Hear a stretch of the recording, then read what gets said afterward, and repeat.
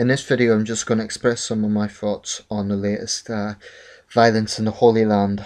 For anyone who's been watching the news, you'll know that in recent weeks, a leading member of Hamas, the Palestinian militant organization, has been assassinated by the Israeli Defense Forces. And in recent days, this particular conflict has escalated. So far, there's been something like 27 Palestinians and 3 Israelis killed, and many more injured.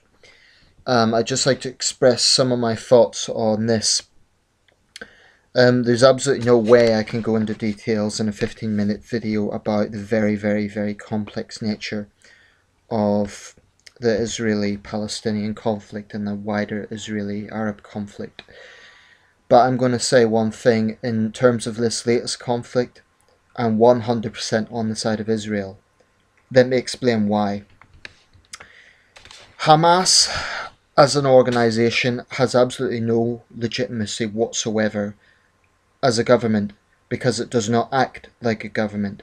They claim to be the representatives of the Palestinians, and I don't doubt there's many Palestinians support Hamas. But let's just have a look at the track record of Hamas. This is an organisation that A, denies a Holocaust.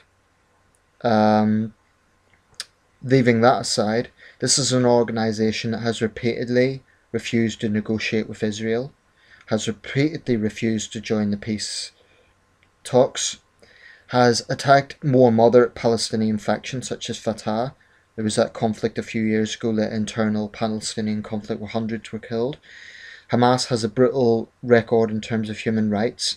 They've enforced very rigid Sharia on other Palestinians. They've attacked UN programs in the Gaza Strip that have tried to build schools and so on. This is a brutal terrorist organisation whose stated aim is to wipe Israel off the map. Now, I think when it comes to the Israeli-Arab conflict, a lot of people look at this from the lens of Israel is a powerful country with a powerful military, and they take the stance that Israel is the bully in this situation. I would argue Israel is surrounded by bullies, by powerful countries like Egypt and Iran that basically have openly expressed real hostility. Now, since Mubarak fell in Egypt, there was a lot of sort of question marks. What stance will Egypt take? Will they tear down 30 years of relative peace between Egypt and Israel? And with his visit to the Gaza Strip in the last few days, the Egyptian Prime Minister has shown a clear bias that they're not going to act as mediators in this conflict, that they're going to take the side of Hamas. Now, and another factor is because Palestinian casualties are usually a lot higher, that's another reason why people tend to view Israel as the aggressor. There have been times, I've been very critical of Israel, and I've often looked at it that way, the majority of victims are Palestinian civilians, the Palestinians live in squalid, awful conditions. I still think Israel is partly responsible for the humanitarian situation in Gaza, which is abysmal, but Hamas is predominantly responsible. And the reason they're predominantly responsible is the simple fact they do not want peace. Because every time Israel has tried to compromise, every time they've released prisoners, what has Hamas's answer been? To fire rockets onto Israel. They've never stopped doing that, basically on a daily basis. And thankfully most of those rockets don't cause civilian casualties, but some do. And we're talking about hundreds, thousands of rockets that have landed in Israel. People watching this video one question: what other country on earth would show so much restraint and not respond in the way that Israel has? Name one other country on earth. You can name any country. Would Iran not defend itself? Would Egypt not defend itself? Would Turkey not defend itself? So all these countries that are showing an anti-Israeli belligerence are utterly hypocritical, because if they were attacked, they would completely defend themselves. Take Turkey, for example. They were responding to Kurdish attacks from northern Iraq. They responded with force. You know, you could take any of these powerful Arab states, which are equally powerful to Israel. You know, Egypt and Iran are not small countries; they're regional powerhouses. So this idea that Israel's a bully ganging up on its neighbours is rubbish. And there's another hypocrisy in all of this. I don't dispute the Palestinian people are suffering enormously, but let's not be under this illusion that they're the world's most oppressed people. Right now in Burma, the Rohingya people are suffering far, far more than the Palestinians, certainly in terms of numbers killed. There's reports of circulating as many as 10,000 Rohingya have been killed this year, and even if that's an exaggeration, there's certainly been hundreds of Rohingya killed.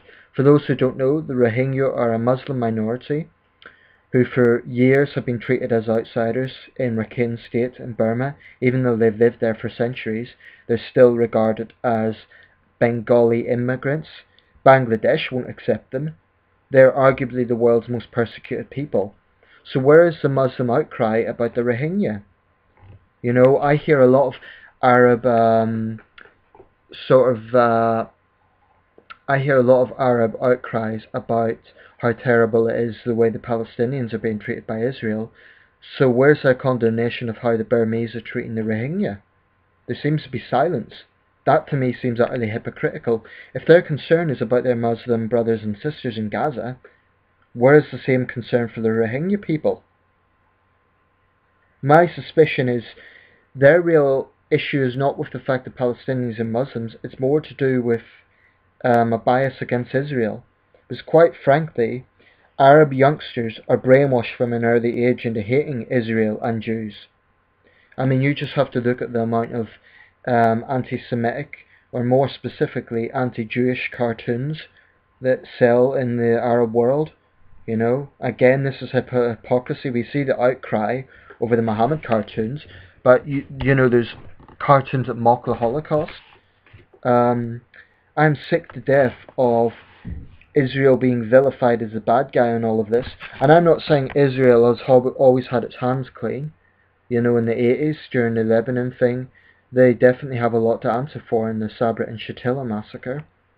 And Israel, there's no doubt about it, has done things in the past which are morally very questionable. And I stand by the view that Israel is not above criticism. But what other country has put up with so much rocket attacks and not responded? My country wouldn't put up with that. My country would respond. The United States sure as hell would respond. France would respond. Japan would respond. China would respond. You can name any country in the world that if it was attacked, it would respond militarily. So why should Israel hold restraint? You know, and Israel has went out of its way to minimize civilian casualties. The problem is, Gaza Strip's one of the world's most densely populated areas. It's very, very hard to avoid civilian casualties. But Hamas, again, has a track record of using civilian shields. Now, usually, when it comes to this conflict, I tend to be neutral. I've quite often criticised Israel as using excessive force. When there was that humanitarian flotilla, I criticised Israel. I thought they were being excessive. But I've got to the point now where I'm thinking, you know, in the end of the day, no matter what Israel does, it is attacked by Hamas. Israel has tried to negotiate. They've released Palestinian prisoners. And what was the response? Rocket attacks. And in the end of the day, the buck stops with Hamas. Until they renounce violence, then this conflict is going to go on and on and on. The Israelis don't want war. But they're responding the way any sovereign nation would. And for the record, I'm not Jewish, so if any of you are going to say, oh, Jew boy, you're defending the Israelis, I'm not Jewish.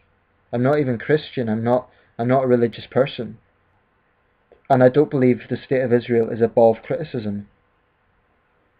But I do strongly believe that Israel has a right to exist, and it has a right to defend itself.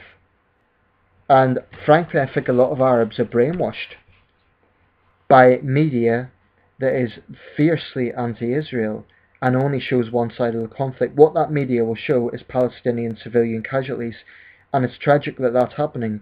But Mark Regev, the Israeli defense spokesman, has actually said, if he's tried to reach out to the Palestinian people, saying, if you can, try to distance yourself from Hamas fighters. Unfortunately, that's difficult because Hamas uses human shields. They deliberately go into civilian areas. So you have a situation where they're firing rockets, and some of these rockets are long range. They can get as far as Tel Aviv, and clearly they can do damage. We're not talking about fireworks here. These are weapons designed to kill. They've already killed 3 Israeli civilians. They've injured many Israelis. And yes, I'm well aware that more Palestinians have been killed.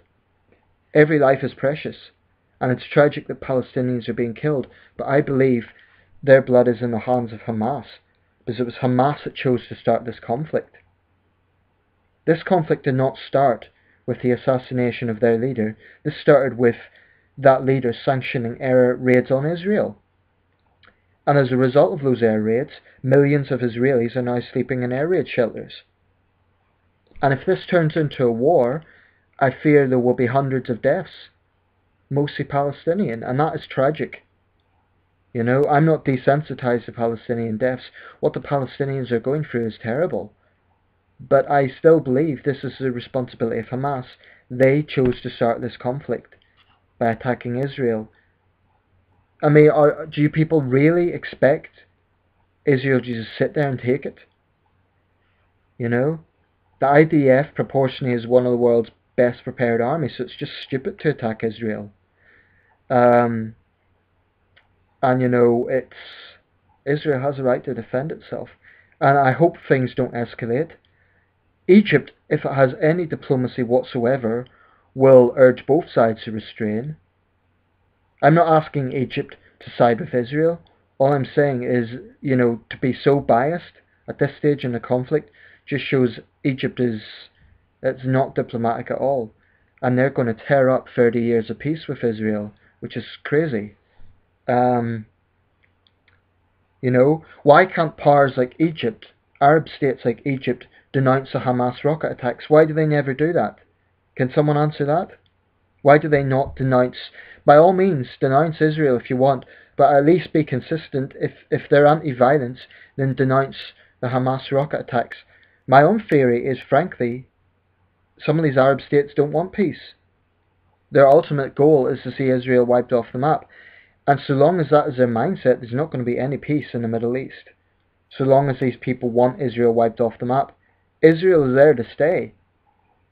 And the entire European Union, the United States, Canada, Australia, they're going to back Israel to the hilt. They might occasionally condemn Israeli actions, but ultimately they will defend Israel's right to exist. And this is not because of the Zionist conspiracy. This is because of the basic fact Israel has a right to exist. And Israel has a right to defend itself. And of course, images of Palestinian civilians killed are going to stir up a lot of anger. I mean, if I was a Palestinian, I'm not even going to pretend I can empathize. Obviously, I can't. I'd feel a lot of anger as well. But if they're directing that anger at Israel, they're focusing on the wrong people, because Israel did not start this conflict.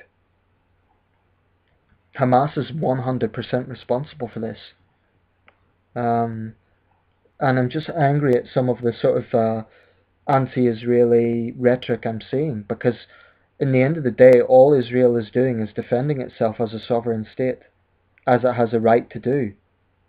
And, for people in Britain who might be watching this and saying, oh, Israel's terrible, etc., let me ask you a question. If we had rocket attacks, let's say for the sake of argument, from the IRA, the real IRA I should say, or say rocket attacks hitting Belfast or Liverpool, would you be saying, oh no, let's restrain ourselves? No, you'd be saying get in there and defend ourselves. And any other sovereign state would be saying that. To Americans, where if you had cartels in Mexico firing rockets into the US, killing American civilians, would they be restraining themselves? I think not.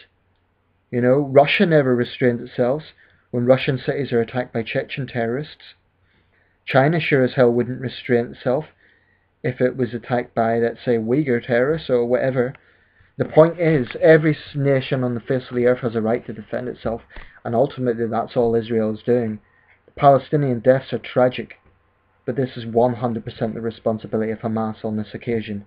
There may be other occasions where Israel is to blame, but the way I see it, Hamas is responsible for this conflict, and that's tragic.